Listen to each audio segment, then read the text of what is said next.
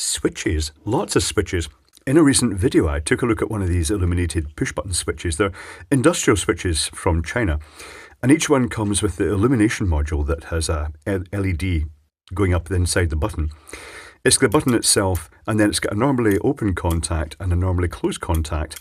And I noted that, as with most of these industrial switches, you can stack them, although they don't recommend stacking them too deeply. But I wondered, just how far can I go with these? What sort of pressure would be required?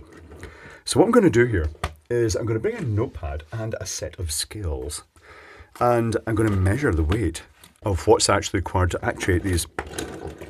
If the picture looks kind of whiter and brighter than normal, I'm just trying a different setting on the camera, so it might look a bit different. So here is a set of scales. So the first thing I'm going to test is one of these bare switches. Let's not use this one, which I broke earlier on doing another experiment. Slightly broke, it's not the fault of the switch, it's the fault of me being excessively violent. So let's put, just to make it sit level, let's put this little cap on. So this is going to be a button on its own with no switches, so we can null out the value. So I'm going to null that out, and I'm going to gently press this down. I don't know if you can actually see the scale value here. I shall put it like that. I will press it down and just measure. At the point it bottoms out is almost, but not quite, 300 grams. So I'm going to note down button, 300 grams. So 0.3 kilograms. Because this does seem to, it does take quite a lot of pressure, as I've already found out when you press one button. So let's try a multiple of buttons, not too many, and see if we can get an average value for how much the pressure increases each time I add a switch. So I'm going to pop that little lug off the back, the little dust cap, which also makes it sit nice and flat on the scales. And I'm going to clip it onto one of these switch blocks. So that's one switch block. Dust cap back on. I'm going to put it back in the scales. I'm going to zero them out, and then I'm going to very gently press that down until it actuates the switch. 600 grams, 700 grams, 800 grams, 900 grams. It operates at about 1,000 grams. So that's 1. Okay, so let's add another, that's 1 kilogram. That's quite a lot of pressure, isn't it, for a push button? You don't really think of it. I mean, it feels quite firm, but you wouldn't think that was 1 kilogram. Let's add another switch block in, like this. Click them in, put the little dust, well, the dust cap's already on that one, so let's zero that out and press it, and we'll see what point it clicks. So that's 1 kilogram, 1.2, 3, 4, 5, 6, 7, 8, and it clicks at 1.8. 1.8. Okay, let's add another switch on.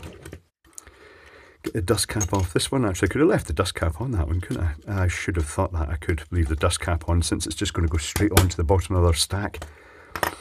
So let's pop the dust cap off here, and we'll put this switch on just for the sake of matching. I'll just put them all the same way around, the normally closed and normally open at the same sides. Let's put that in the scales. Let's zero it out and apply pressure. Makes that sure that is 0. Okay, so I know this is going to require at least 1.8,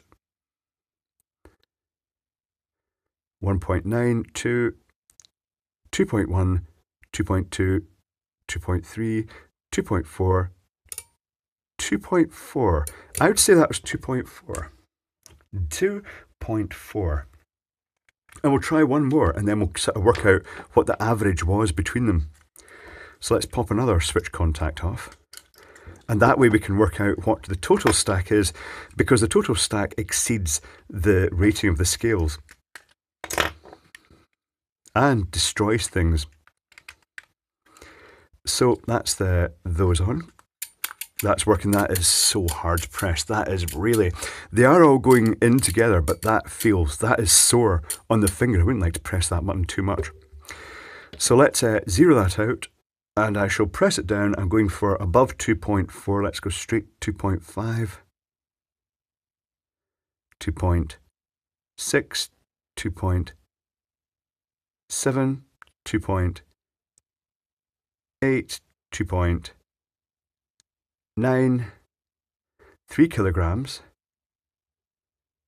3.1, 3.2, so 3.2.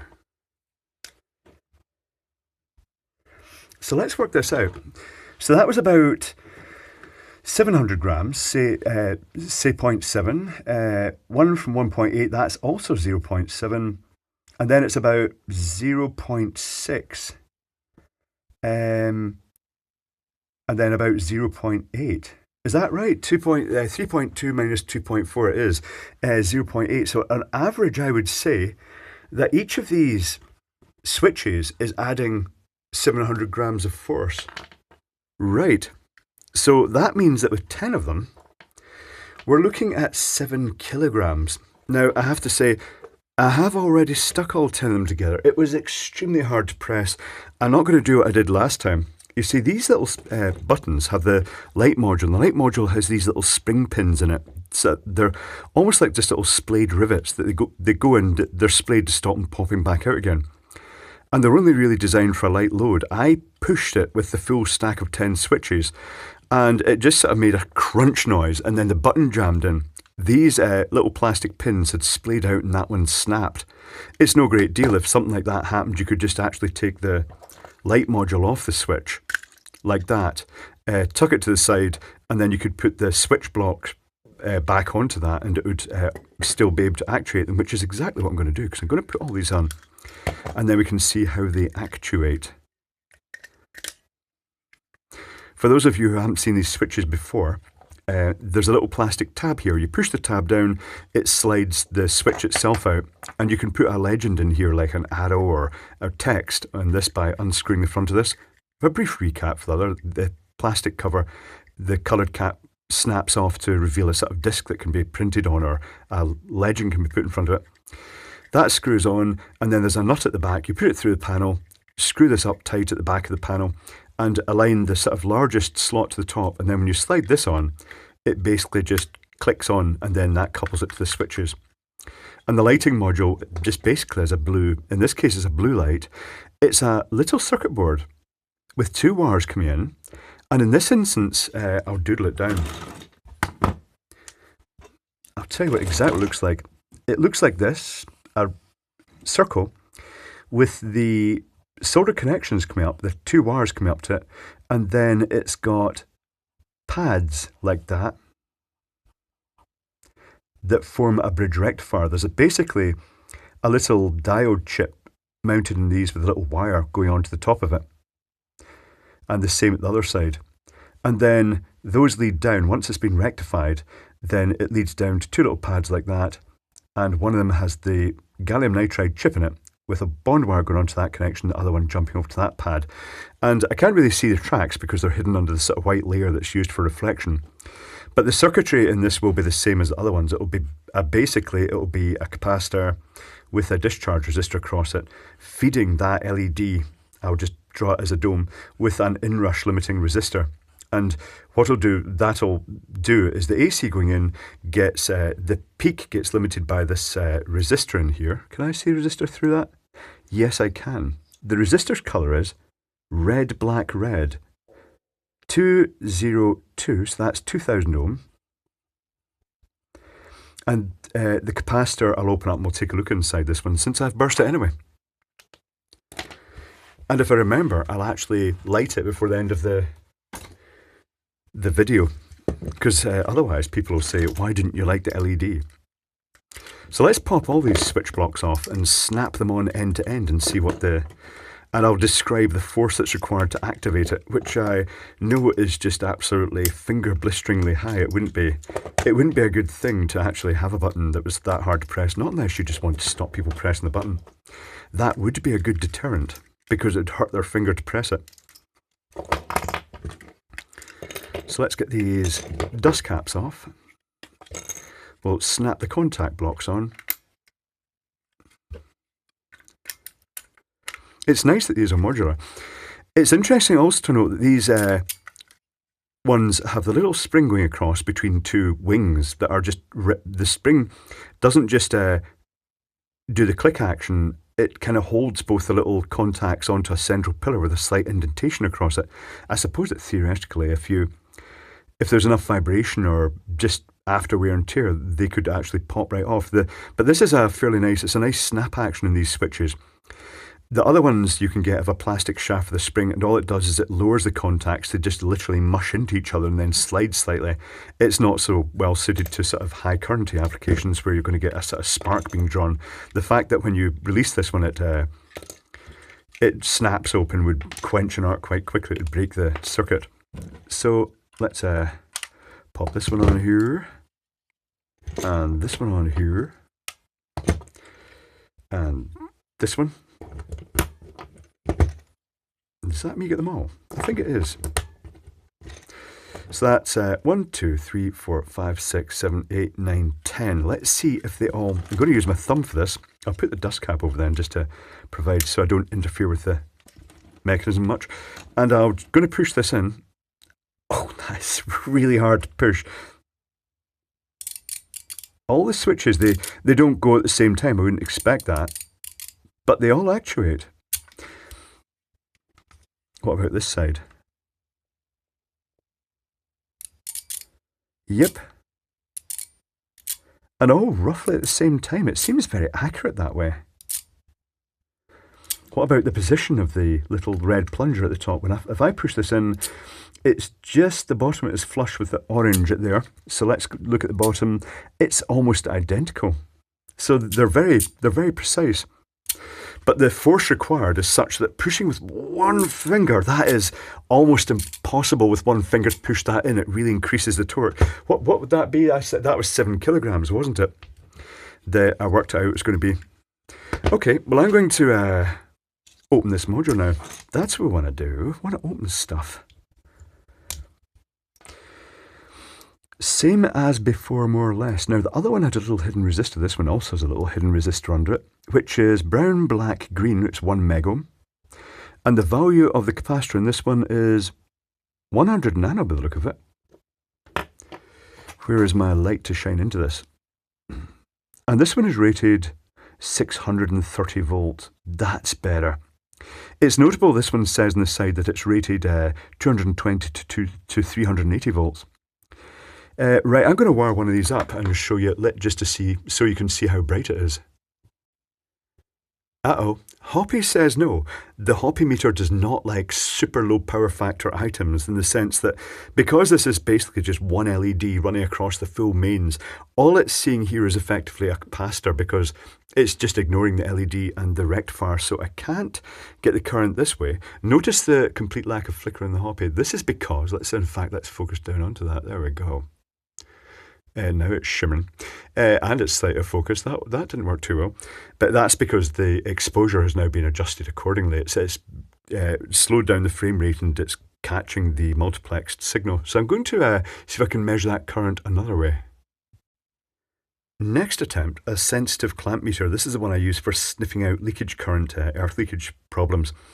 So I've got it just hooked around one of the leads, and the current, the AC current going in is 7.6 milliamps, which I'd expect for that 100 nanofarad capacitor. The LED, because it's gallium nitride, is bright enough. It's not mega bright, but it's going to last for ages at that sort of low power. Let's actually take a look at the LED indicator on its own. Let's pop this off with the lid of the quick test open. I'll mention again, Cliff quick test, before people ask, it's just a common device used for making electrical connections quickly on the bench. So one sharp little point of light, and not really that flickery either, because it is lit most of the sine wave, because it comes on very early at the bottom of the sine wave and carries all the way through it.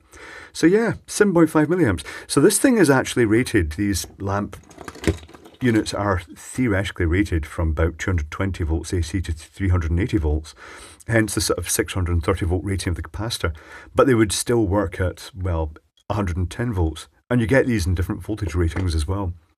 And having said that, looking inside this, it wouldn't be that hard to adapt this to operate. You could just a link that bridged out that capacitor would let this illuminate that LED on just DC with just that resistor. And if you wanted it brighter, you could bridge that resistor out. It's all very hackable.